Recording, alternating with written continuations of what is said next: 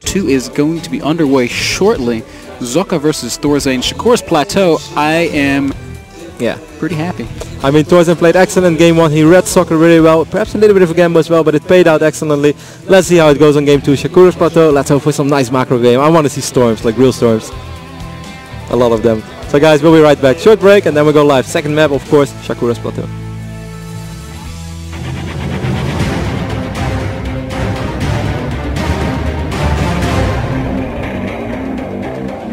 Hey guys, we are back. Socke spawning the top left-hand corner of the screen is the blue Protoss player. And all the way down on the bottom right-hand corner is ThorZain, the red Terran. I will say that, you know, on some maps, cross-spawn is like, this is the ideal position. But because of the layout of Shakur's Plateau, there's not a whole lot that changes, in my opinion, when you get cross-spawn versus, I guess, the top.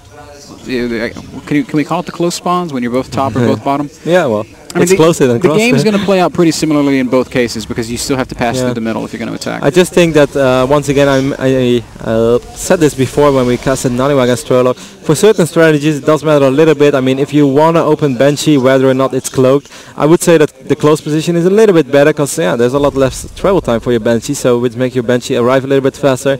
And yeah, you will often see Protoss go for fast expand builds on this map, which makes a lot more sense on Sol Naga, even though you do need an expand after all against Terran. It's not like you can win the game on one base. But yeah, on Shakur's, I would say like, okay, we're going one gate, fast expand, there's nothing wrong with that. And often you will face those Banshee openings, but yeah, if it's cross map, it gives you those additional 5 to 10 seconds, which can really save whether you have that second observer out or not, can save you 5 to 6 probes. So I'd say it matters a little bit, but of course, it's not the end of the world. Now, Rotterdam, something I'm always curious about is I don't play Protoss, but why do we never see a Nexus first in PvT, even on a map like this? Actually, you see it now and then, but mostly on Tal'Darim Altar.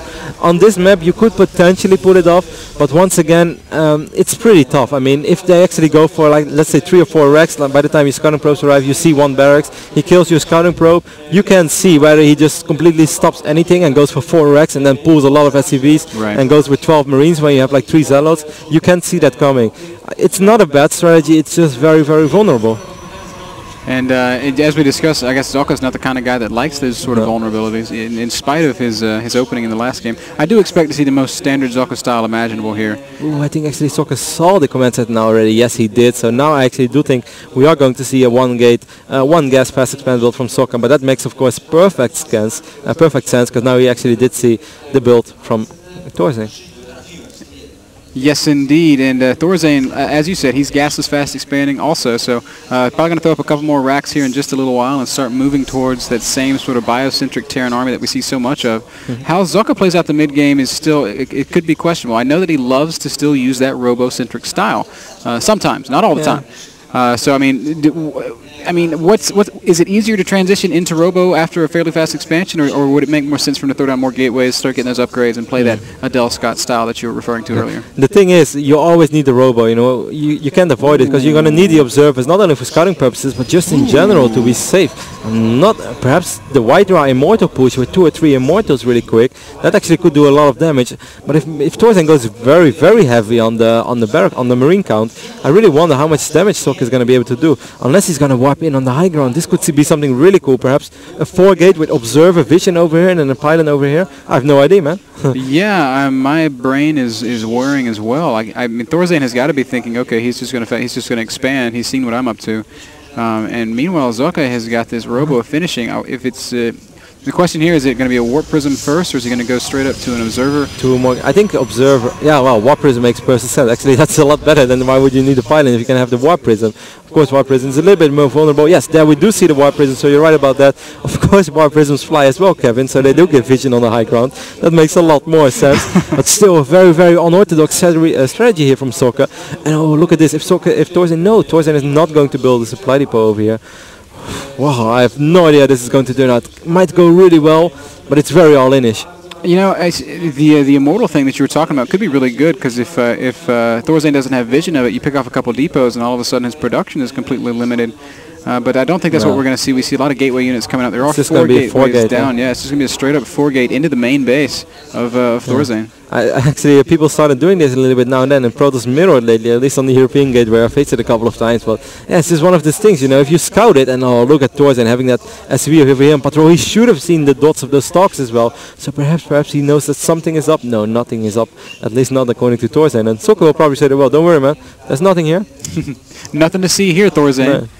Even throwing down that pylon, so if that War Prism gets... Look how thorough he is in his play. He's just making sure. That's so good. So it's going to be a round of Zealots. Oh, no, man. ThorZain has no idea. He is so And he actually has a sentry as well. He could force field this ramp from the natural expand. That would be brilliant play by Socke, and I actually think we're going to see that. He's just going to run in, he's going to force field this ramp, potentially forever. Excellent play here by Socke. Okay, it's very risky, but here we go. A lot of Zealots, 2 Stalkers and 1 Sentry joining in. What is he going for? Perhaps the tech lab straight away. You should see it. No, where's the force field? Oh, I think oh wow, locking almost everything out. Only 3 Marines inside. All these SCVs are going to go down. Socke needs to get over there on his second force field, though. Those SCVs are just running to where the Marines are, which is actually really intelligent for ThorZain. Now it's not over yet, though. I do 100% agree with you. 1 more force field and then damage would have been insane. He would have had more units, but here we go. The Zealots in front should do a lot of damage. Oh, so many SCVs getting killed here. I feel like ThorZain might be able to clean this up, but at what cost? He's taking so much damage. These Zealots are continuing to just lean on the army of ThorZain, and man, those bio forces, the DPS is just so high, and surprisingly, ThorZain he's looking okay here. Yeah, it's far from over yet. Socke is going to need to kill a hell of a lot more SCVs. ThorZain is pulling more SCVs right now, so perhaps this is the moment. It's everything or nothing right now for the German Protoss players. Zealots melting away, Stalkers taking a lot of damage. Oh man, and he's just microing those Stalkers backwards. Another Zealot warping in. There's so many units just being built in the base of ThorZain, but he's doing a pretty good job of dealing with this. The last of the Stalkers are going to be cleaned up here, and I feel like ThorZain has basically held. He's lost a lot of SCVs. He has 12 SCVs now to the 26 probes of Socke, but ThorZain's on 2 bases. Yeah, he's on double orbital command. I mean, sure, 14 is perhaps a little bit too many, but this is far from over. But if you look at the income, they're basically the same. Those mules have equalized it, so if ThorZain can just ThorZain is earning more money up, mules are so good. Yeah, not only that, but it's also that Socke has barely any tech. Okay, it's not like ThorZain's tech is really out of booming or whatever. I mean, he doesn't have a starport as of yet, but still, Socke has absolutely nothing. And we shouldn't forget, he's been on 1 assimilator all the time. So really, this, I would even say that it's slightly good for Socke. Socke is going to drop continuously once again with the War Prism. Good job right there, forcing ThorZain to at least lose a little bit of mining time. Look at these mules expiring right now. That at least saved Socke a little bit of time. And yeah, certainly not. No, let's not make it sound like Socke's not in good shape. I mean, he's going to have his expansion up soon. He's still going to have that probe lead. He's going to ride that for quite a while. He's got charge on the way also. But man, it's hard to say. I don't know if he did enough damage. I really don't think he's in that great of shape. I mean, I'm not sure what he's going to transition into. I mean, we do see charge being researched. Of course,